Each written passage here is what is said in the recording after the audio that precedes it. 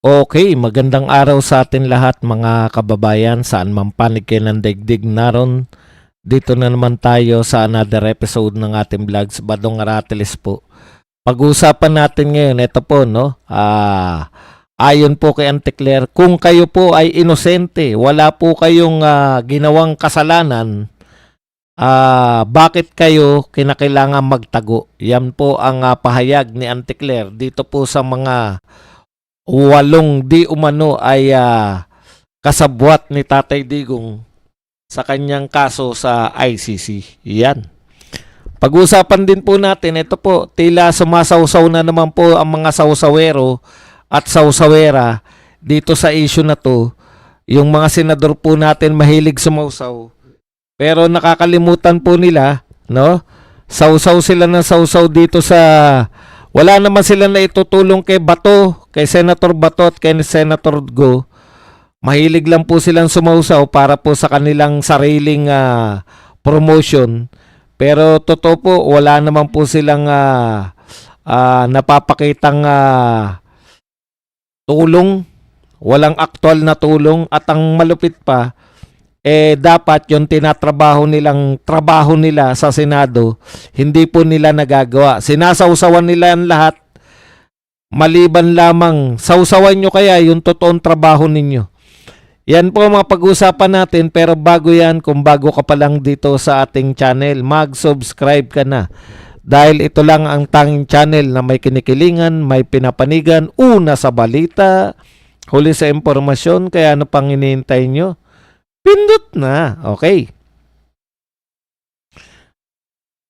Maraming salamat muna kay John Paulo Salto na nagbigay po sa atin ng 50 pesos na paunang pakape. Iyan ang mga gusto natin, no? Unang pakape agad. Okay, pag-usapan po natin yan, no?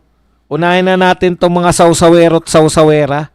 Alam na po natin to, no? Lumabas na po ang mga pangalan.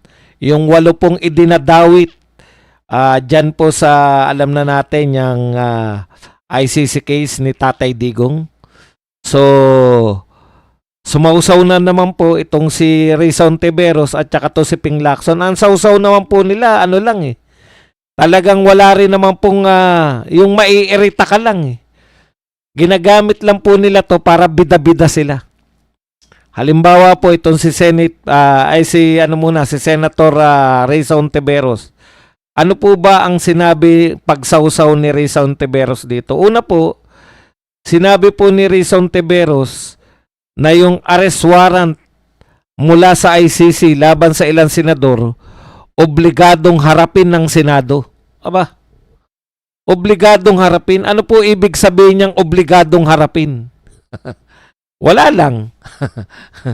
Dapat wag mo nang sabihin na obligadong harapin. Hindi naman talaga kayo makakatulong eh. Tinitiyak ko sa inyo, ni resolution hindi kayo gagawa. Bakit? Pare-pareho po kayo na ayaw po ninyong masaktan yung mga nasa tao sa gobyerno na gustong-gusto ko bakit ba ko po? Gustong-gusto ko gustong-gusto po. Yan. Ulit.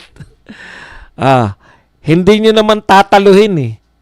Yung mga tao sa gobyerno na gustong-gustong makulong itong mga tauhan ni Tatay Digong. Di po ba? Okay. Yung sinasabi mong obligadong harapin, again, ito pong mga dilawan, pag nagsalita po to, masasarap pakinggan pero walang ibang kahulugan yan. Ano ibig mo sabihin ng obligadong harapin? Uy, teka muna. Bakit ang laki ng pagmumukha ko? Hindi na natin na ibalik. Anong ibig mo sabihin na obligadong harapin? Baka ang ibig mo sabihin obligadong sawsawan. Sawsaw lang naman po ang kailangan, ang ginagawa talaga ninyo eh. Okay, meron pong bagong picture nga pala yung YouTube na pwede na po kaming mag-promote ng mga produkto. Kaya po may product dyan. Asahan nyo po lahat po ng pinopromote natin dyan, kadalasan t-shirt, yan po ang mga suot ko. Ito po, yeah. Malay nyo, gusto nyo bumili. Shopee po yan, tsaka Lazada. Tignan nyo lang po dyan sa mga products, ha. Pag ito po ang suot ko, kung ang suot ko po ay yung tatak po ng t-shirt, yun po mismo. Ayan, ito medyo mahal to. Pero ito po, luma na to. Ibig sabihin, hindi na po ito bago. Pero tignan nyo naman ang quality niyan. Kung gusto po ninyo to, nariyan po, Uniqlo. Yan. Mas mura pala sa Shopee ang Uniqlo. Ito, binili ko talaga sa Uniqlo pa eh. Hindi po ako, hindi po ako endorser ng Uniqlo.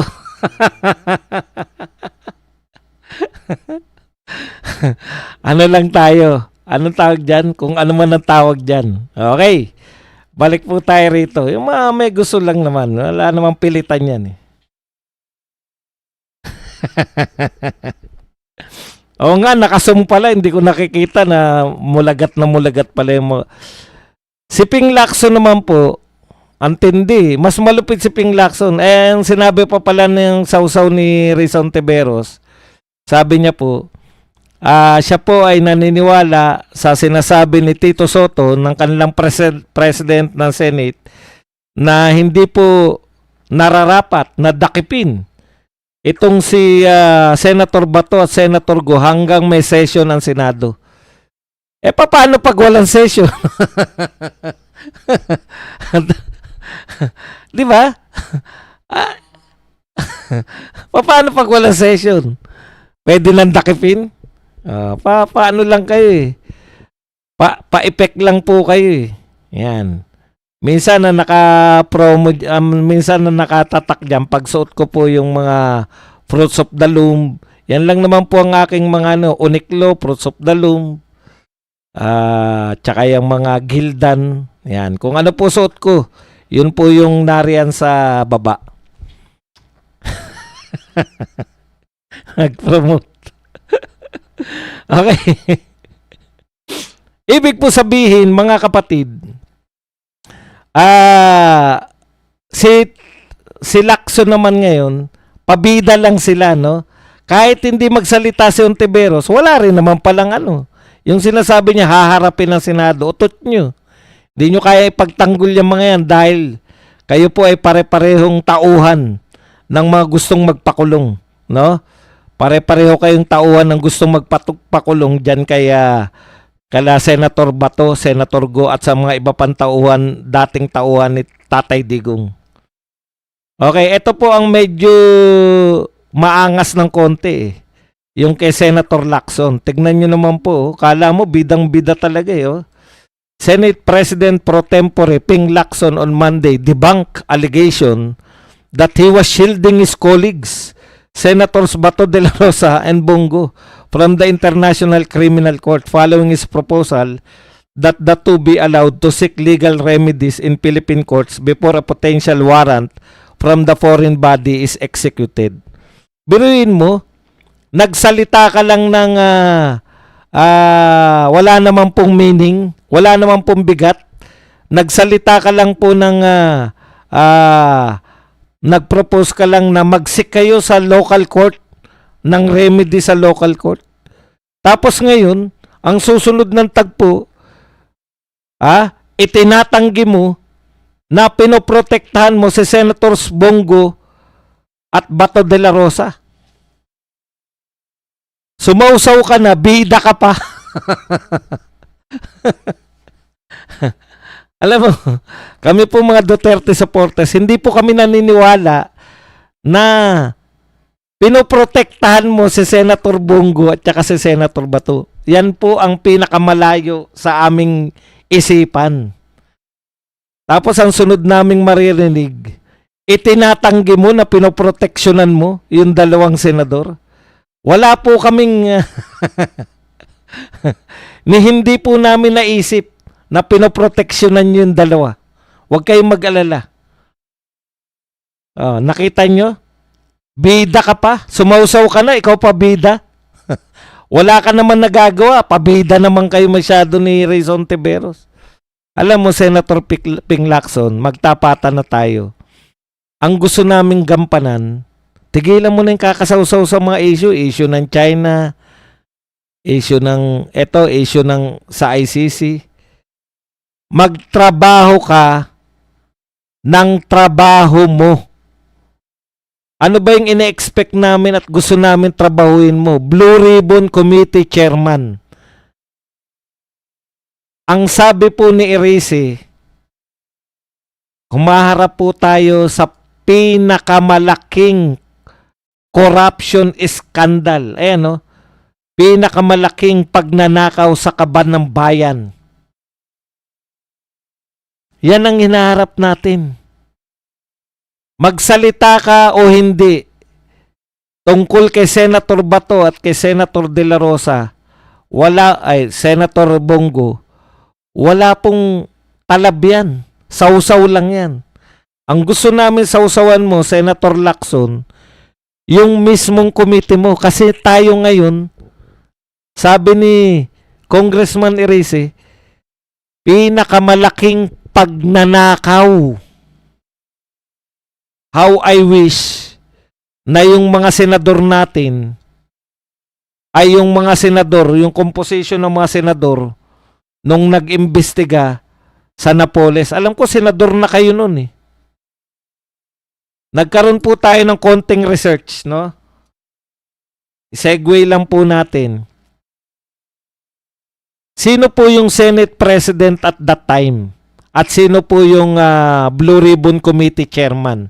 Gaano siya katagal at ano ang kanyang mga rekomendasyon? Para lang po may kumpara natin. Si Ping Lacson tsaka to si Tito Soto, talagang suwabing-suwabe to.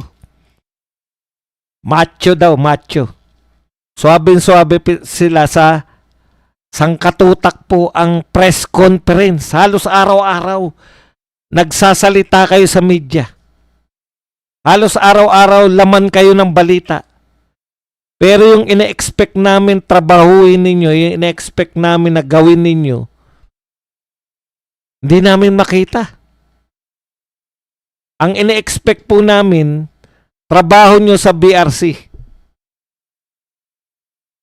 Para magkaroon po kayo ng ideya kung paano po yung pagtatrabaho at pag-iimbestiga. Yung pong Napoles. Okay, kumpara po muna natin dito, magkano po yung Napoles issue?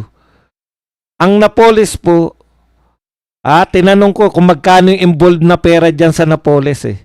More or less, ang pera po na involved po dyan, 900 million. 10 billion. 10 billion. Ito pong 10 billion na to, isang dekada po to. Ibig sabihin, more or less, per year, 1 billion per year lang yung pinag-uusapan natin. Pero noong araw, lakin-laki na po kami rito. Yung mga nakasubaybay po rito kay Napoles, lulan-lula na kami sa laki. Imagine, isang dekada, 10 billion po ang involved na pera. So sa 10 billion na yan, magkano yung ninakaw? More or less. Para magkaroon lang tayo na ideya kung gaano kakapos itong ginagawa ni Lacson na panay interview lang. Okay. Ang kickback daw dito kay Napoles, 40 to 60% sa total project. Yan ha. So, at iba pa. Pero yung mga naakusahan po na government official, 40 to 60% ang kanilang kickback. Ayan. So magkano po talaga yan? So yung 10 billion na yan, more or less, ang ninakaw ay 4 to 6 billion lamang. At nagresulta po yan, yung ninakaw po ng gobyerno, 4 to 6 billion sa loob ng 10 taon. Ikumpara po natin dito. Magkano po ang budget ngayon na pinag-uusapan natin? More or less 1 trillion. 1 trillion. Ang layo, no? 10 billion lang nun. 1 trillion ngayon. Gaano katagal nag-imbestiga yung Senado noon? Sino nga po pala yung Senate President? Maganda po to, may historical po tayo para makumpara po natin kung gaano po na-degrade yung Senate mula po noong araw papunta po rito sa Senado ni Iskul Bukol. Ang Senate President po at that time ay walang iba kundi si Big Boy. Ano nga pangalan ni Big Boy? Drilon. Si Big Boy Drilon po. At ang Blue Ribbon Committee Chairman, walang iba kundi yung anak ni Ginggona, si TG Ginggona. Yan po yung sinasabi natin na yung mga pamilyang mayroon pong yung karespe-respeto po ang pangalan. Kaya hindi po sila gagawa ng mga kabalostagan dahil meron po silang pangalan na iniingatan. Yung pong si TG Ginggona, nag-imbestiga po siya for almost 9 months. Pork barrel issue lang po yan. Yan ba ang pinakamalaking issue? Pinakamalaking pagnanakaw? Hindi po. Sa kasaysayan po ng Pilipinas, eto na po ang pinakamalaking pagnanakaw. Pero gaano katagal lang nag-imbestiga si Ping Lacson? Meron na kagad report. Meron na kagad, gusto na kagad gumawa ng report. Hindi pa nga natutuko yung mga mastermind. Gusto na kagad umexit na. Okay. Thank you very much muna kay Josephine Pascual na nagbigay sa atin ng $2. Alam niyo po ba? Para magka-idea lang tayo, no? Ano po yung naging epekto nito pong pag-iimbestiga ng Blue Ribbon Committee na pinamumunuan ni TG Ginggona? Anak po to ni Chopisto. Ito po yung kanilang mga rekomendasyon. So, 9 na buwan silang nag-imbestiga at ito po ang kanilang rekomendasyon. Makinig ka, Ping Lacson. Dahil mas malaki yung iniimbestigahan mo dapat na pagnanakaw. The committee report signed by 13 of its 20 members. 13. Nakakuha siya ng 13 na boto. Okay, ito po ang rekomendasyon. The committee report in May 2014 included the following: filing of charges. The primary recommendation was the filing of plunder and graft charges against 3 high-profile opposition senators, Juan Ponce Enrile, Jinggoy Estrada, and Ramon Bong Revilla Jr. Ganun po ang may resultang investigasyon. Ang pangunahin pong recommendation ay nag-file po sila ng plunder at graft charges laban sa 3 senador. Maliban kay Napoles kasi hindi naman po public official si Napoles eh. Ang Blue Ribbon kasi ang iimbestigahan niyan, yung mga public official. So sa halagang 10 billion lang, all in na yun, ang more or less ang ninakaw lang ng gobyerno ay 6 billion. Nakapagpakulong o nakapagrekomenda ng makulong ang 3 senador. Ano pa ang mga naging rekomendasyon? Dahil po dyan sa investigasyon na yan, nagkaroon ng mga policy reform. Inamend yung anti-graft and corrupt practices. So, tinaasan po nila yung penalty from 12 to 20 years of imprisonment. Kasi nakikita nila, pag hindi mo tataasan yung imprisonment, nakaw lang na nakaw. Baka noong araw, hindi natin alam kung ilang taon lang yung imprisonment. Dahil po dyan yung mga NGOs, matatandaan nyo, pinadaan po yung pera sa NGOs. Ngayon po, wala na halos NGOs na kumukuha ng pera sa gobyerno, di ba? Okay. Reforming the Government Procurement Act to plug loopholes in how funds are disbursed to NGOs. Ngayon po, hindi na po tayo nagpopondo sa mga NGOs. NGOs nga eh. Bakit popondohan ng gobyerno? Reforming the government, improving accreditation process ng mga organization, NGOs through SEC and Cooperative Development Authority. So sila po ba ay nakatulong sa Pilipinas? Opo. Dati po NGO, magtayo ka lang ng NGO, magkakapera ka, popondohan ka ng gobyerno. Ganun po yung ginawa nila Napoles.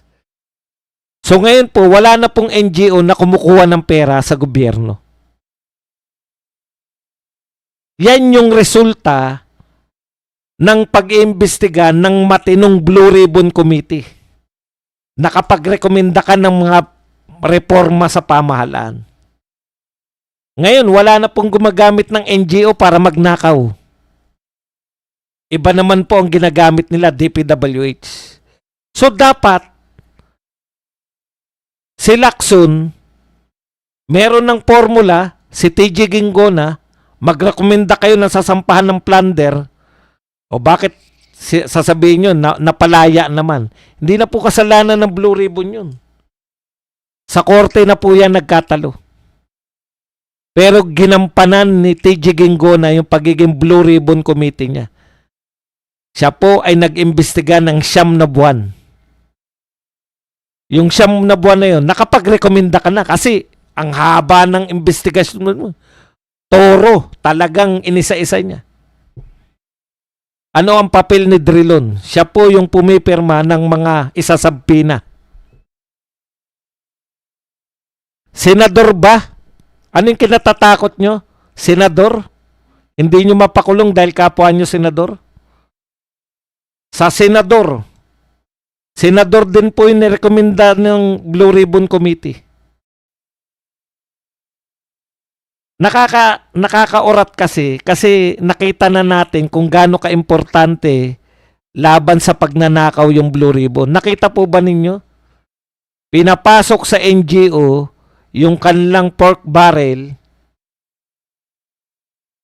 tapos kumukuha sila ng komisyon ng 40 to 60%. Meron pa ba tayo nababalitaan ngayon na pinapasok sa NGO? Wala na. Bakit?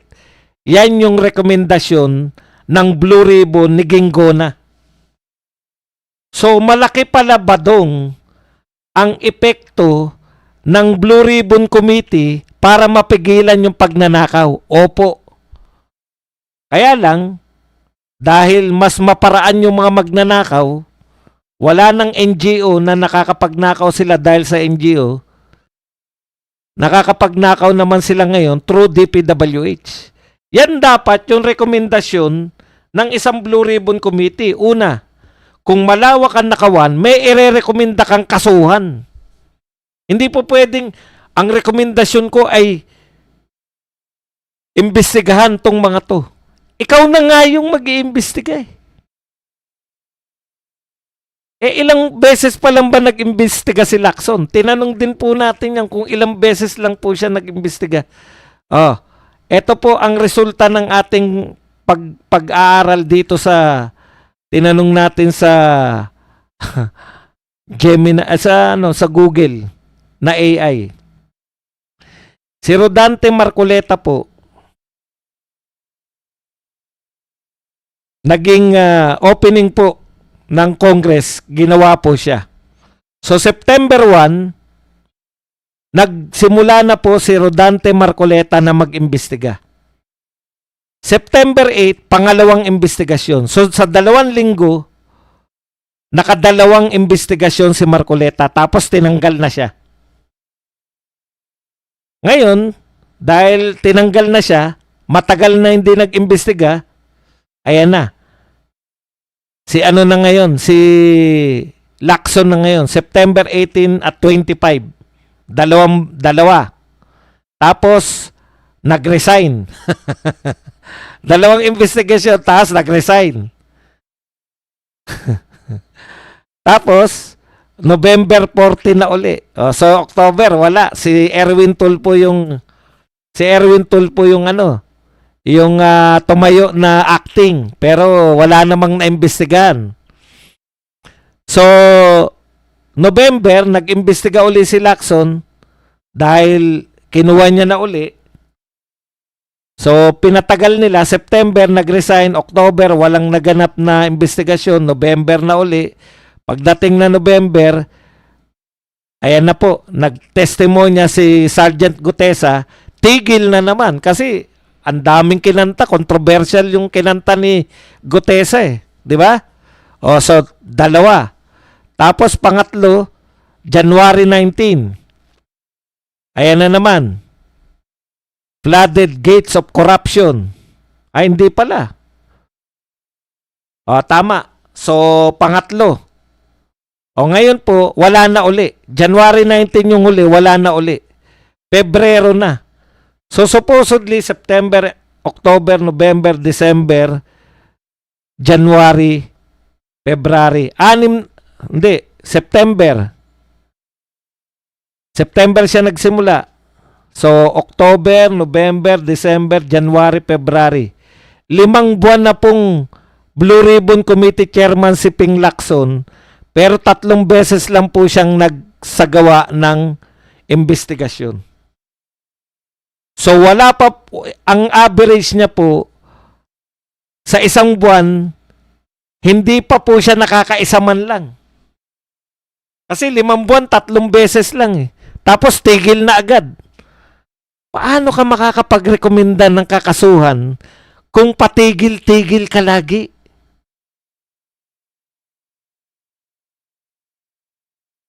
Tigil na naman. Tuwing papunta kay Martin, tigil. Tuwing papunta ka kay BBM, tigil. Ngayon, ang ganda ng pagkakataon, may lumantad na text messages sa pagitan ni Bersamin tsaka ni BBM. Dineklara kagad na hearsay, hindi mag-iimbestiga. Nakuha po ninyo? Kinuha, sa madaling salita, lamang lang siya ng isang investigasyon. 2 linggo lang na nag-imbestiga si Marcoleta, nakadalawa na eh. Sa rate ni Marcoleta, linggo-linggo siya mag-iimbestiga. Sa rate ni Marcoleta, nakapagrekomenda na siguro ng mga kakasuhan. Nakapagrekomenda na siguro ng reforma. Ang importante po sa Blue Ribbon Committee, yung report ninyo. Ang importante, malantad sa mga tao kasi live kayo eh. Sinapolis po, bago sila marekomenda itong mga senador na makasuhan, kilalang kilala na Sinapolis yung mastermind. Tinitignan na lang kung sino yung makasabwat. Ngayon, kada may issue, sausaw si Lacson. Sausaw kay Tariela. Ngayon, sausaw na naman dito sa ICC. Pwede ba sausawan mo yung Blue Ribbon? Meron na tayong mga best practices sa Blue Ribbon. Gayahin nyo na lang. Yan yung problema pag ang Senate President mo hindi at par with the Senate Presidents before. Mahina.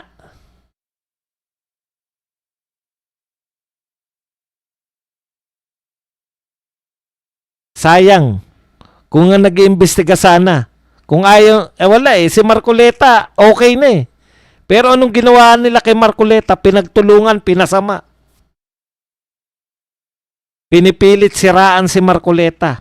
Ngayon, pro-China si Marcoleta kung ano-ano. Hinamon naman sila ng debate. Mapapaya sila dahil ropor daw si Marcoleta, sabi nung magaling na dating Supreme Court eh. Tinanggap yung hamon para hindi magmukhang nakakaya po kasi yan eh. Nagsalita ka ng magaling ka sa West Philippine Sea sa mga issue. Sinabihan mo ropor si Marcoleta, hinamon ka ng debate. Tapos, magbibigay ka ng sangkatutak na kondisyon para hindi matuloy yung debate. Alam na namin yan.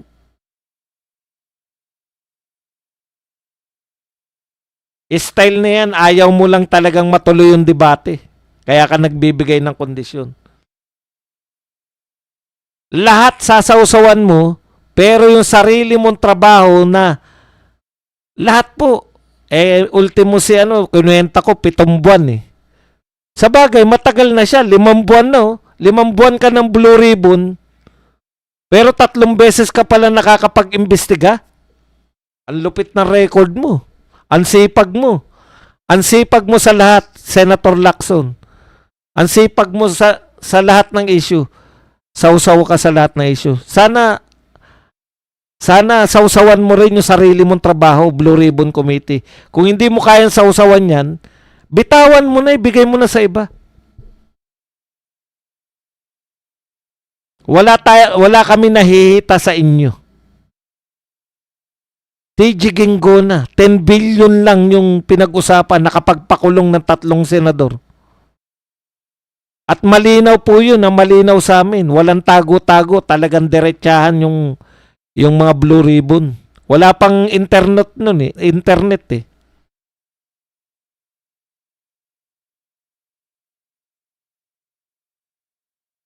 Bakit tayo nyo mag-imbestiga? Ayan na. Pinakamalaking nakawan, yun. Napakasawing palad natin. Naalala ko, meron ding Senate investigation, yung mga issue lang po ng mga pagbili ng mga palpak na uniforme ng mga AFP. Napakatindi po ng balitaktakan nun. Pati yung mga ano, yung butas-butas na madaling mabutas na mga boots ng mga sundalo. Ang issue lang dun yung bumibili ng mga uniforme ng mga sundalo. Kinakatkong yung mga pambili. Pero nauunawaan ng mga Pilipino dahil napapanood nila. Hindi pa internet nun ha. Sa TV pa talaga kami nanonood nun.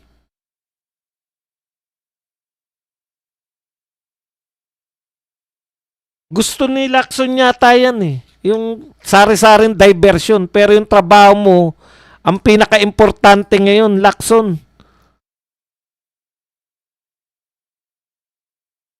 Akala ko dati magaling si Baleleng, parang silo din pala. Lahat talaga, ang akala talaga magagaling sila eh. Until na hinawakan niya yung Blue Ribbon, di naman po pinahawa. Ang mga Blue Ribbon Committee Chairman, karaniwan abogado. Hindi ko po minamalit si Senator Lacson. Baka magaling po talaga kayo. Ang problema namin, ngayon po nyo kayo na kailangan magpakita ng gilas, hindi po noong araw. Panay kasi mga noong araw yung binabanggit niya. Noong araw, nung ako ay ganun. Ganun. Tapos na po yun nung araw. Yung ngayon po ang pag-usapan natin. Kailan po kayo mag-iimbestiga ngayon? Hindi po yun noong araw.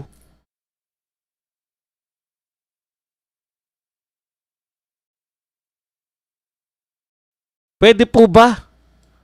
Na ngayon naman yung pag-usapan natin.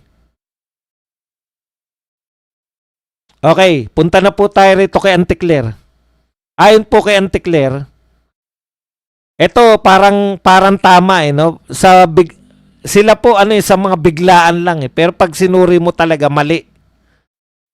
Ang sabi ni Auntie Claire, kung kayo ay nagtatago, ano ba ang ibig sabihin niyan? Kayo ba ay may kasalanan? Tinatago ninyo para hindi po kayo matinig at ma-escape kayo? Or ma-evade ang liability of what you have done of what you have done? So, hindi po kinakailangan magtago kung alam po nila na sila ay walang kasalanan. Humarap sila at maging matapang sa maaaring proseso.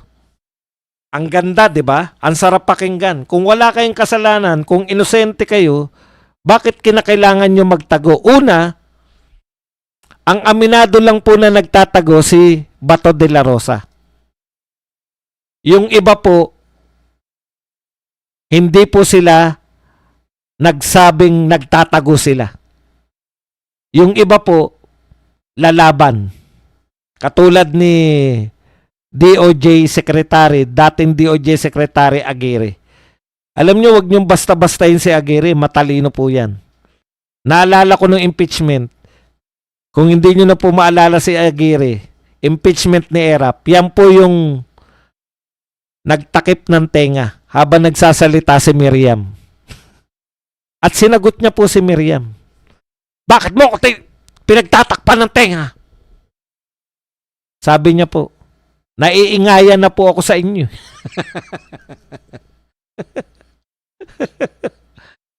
Alam nyo, nakakatakot po si Miriam Defensor noon. Nung panahon na yan. Yung hindi ka natakot kay Miriam at nagawa mo pang sumagot. Pero pinalaya siya. Part po siya ng prosecution team. Siya po yung private prosecutor.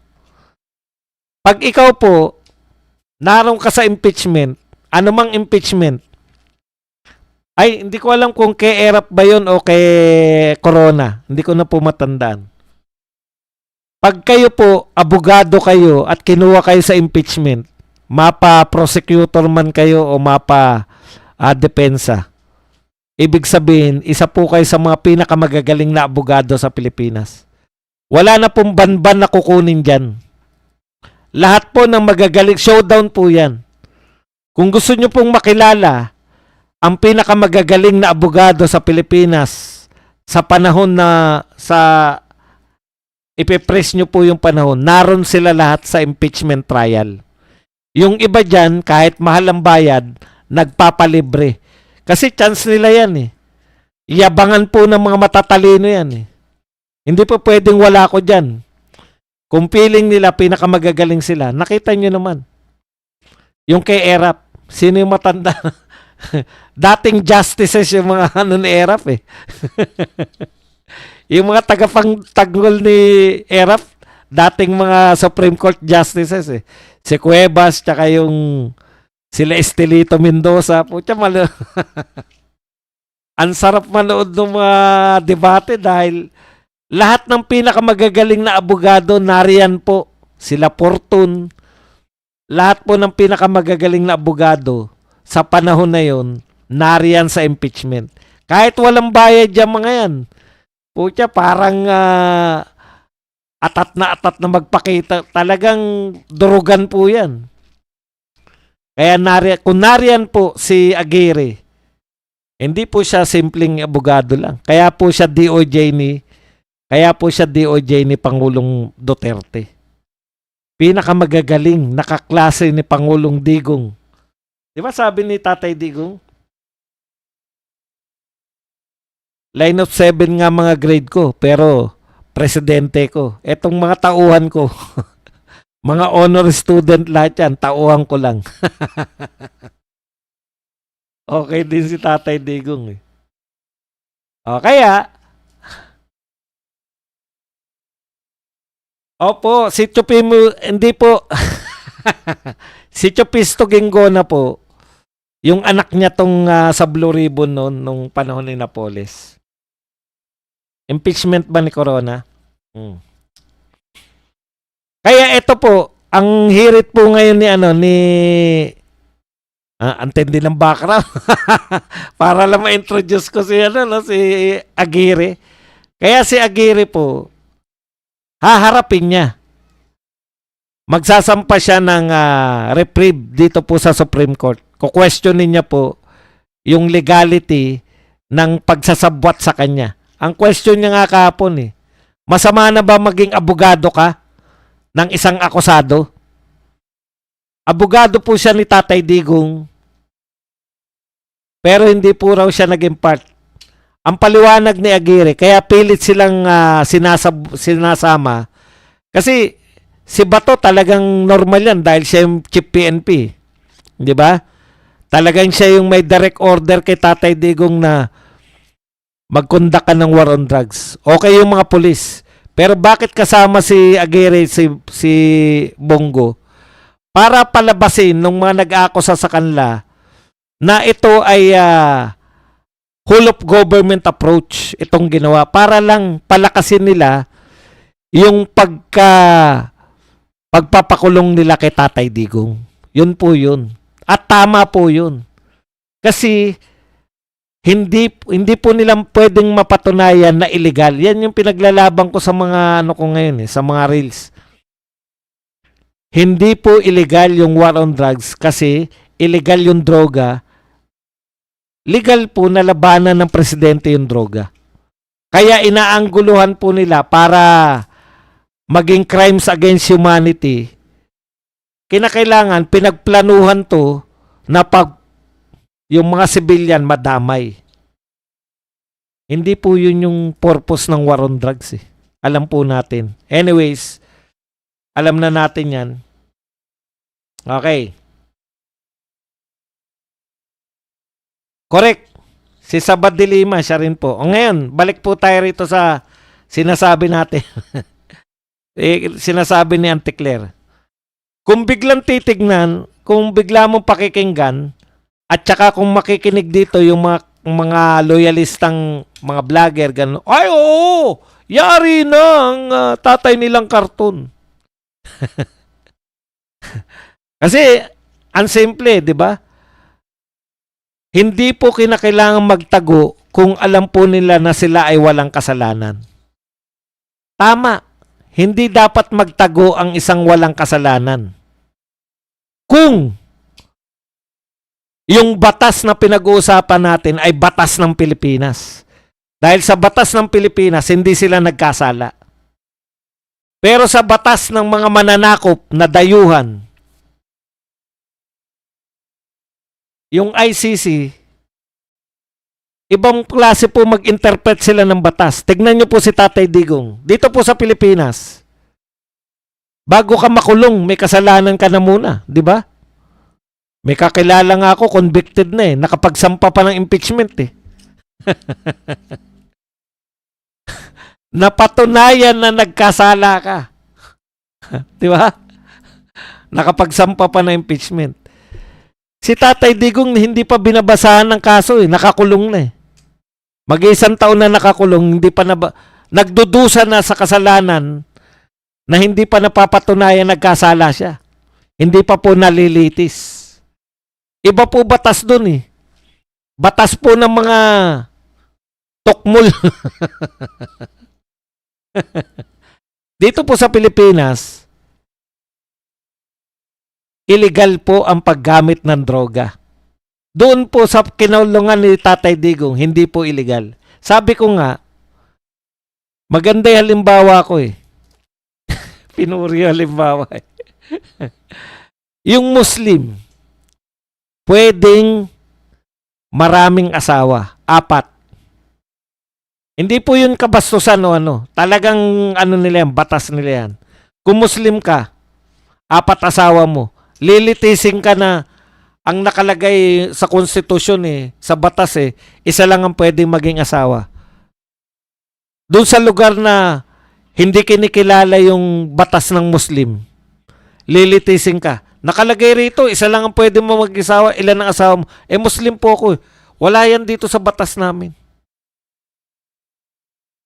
Inosente si Tatay Digong, wala siyang kasalanan kung dito sa Pilipinas.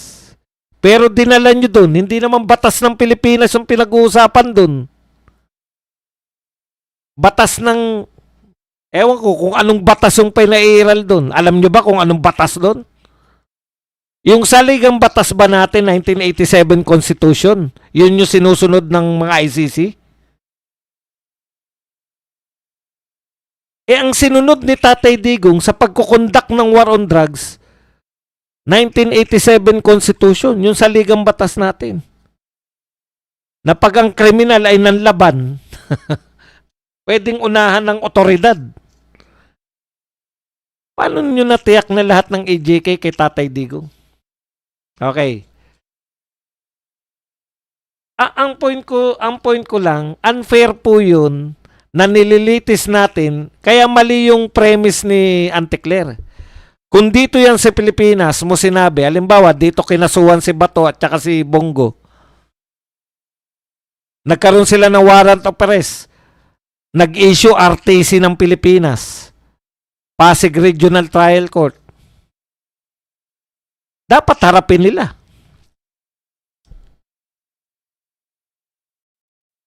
Kasi nakabatay yan sa konstitusyon ng Pilipinas.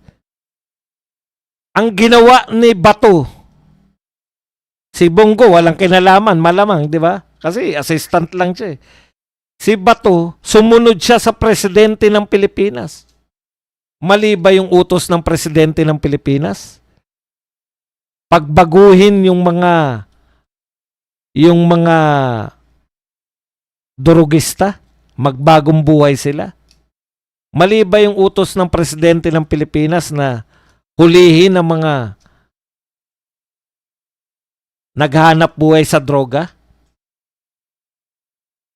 Hindi naman po sinabing pag may nakita kayo, dead. Tandaan po ninyo, 3 milyon po yung natukhang. Ilan lang po yung napatay sa war on drugs. So, hindi totoo na tira.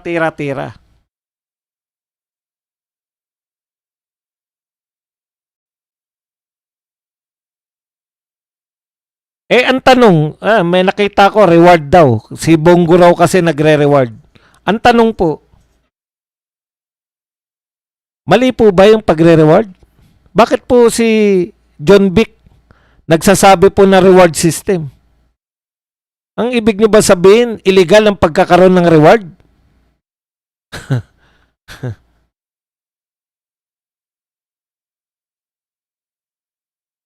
Kita mo tong Jojo na to. Narito ka, pinapaliwanag ko kung bakit hindi dapat sumuko eh. Kayo naman hindi nyo naunawaan. Pag hindi kayo makaintindi, ang point ko lang, hindi po kasi dito yung korte na nag-i-issue ng warrant of arrest. Korte po ng hindi nating maintindihan. Ang tanong ko ba, miyembro pa ba tayo ng korte na yan? 2019 pa po, hindi tayo. Ano na ang petsa ngayon? 2026 na. Ibig nyo sabihin, kakasuhan nyo pa rin yung mga tao kahit hindi na tayo miyembro?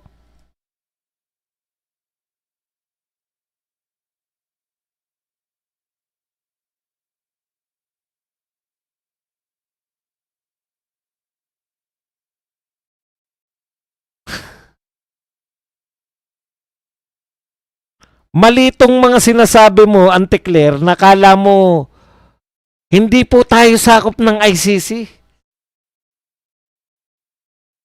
Bakit kayo nagano? Bakit kayo, kung inosente kayo, bakit kayo magtatago?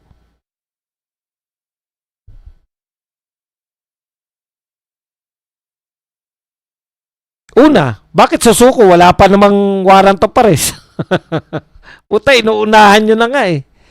Wala pang warrant of arrest, gusto niya nang hulihin. Ganyan kayo katat na atat. Alam nyo, sa experience kay Tatay Digong, kayo ang hindi sumusunod sa batas. Mismo yung sinasabi nyong korte na ayaw namin kilalanin dahil hindi na tayo miyembro niyan ng ICC. Kayo lang naman kumikilala dyan eh. Ilang beses dininay ni BBM na hindi niya kinikilala yan. Ilang beses niya sinabi na hindi tayo makikipagtulungan. Ilang beses niya sinasabi na walang jurisdiction. Bigla nung nagkahulihan, biglang walang jurisdiction yan, pero pinahuli namin at pinadala sa sa dahig. Kawawa naman tayo kung ganyan ang pananaw nyo.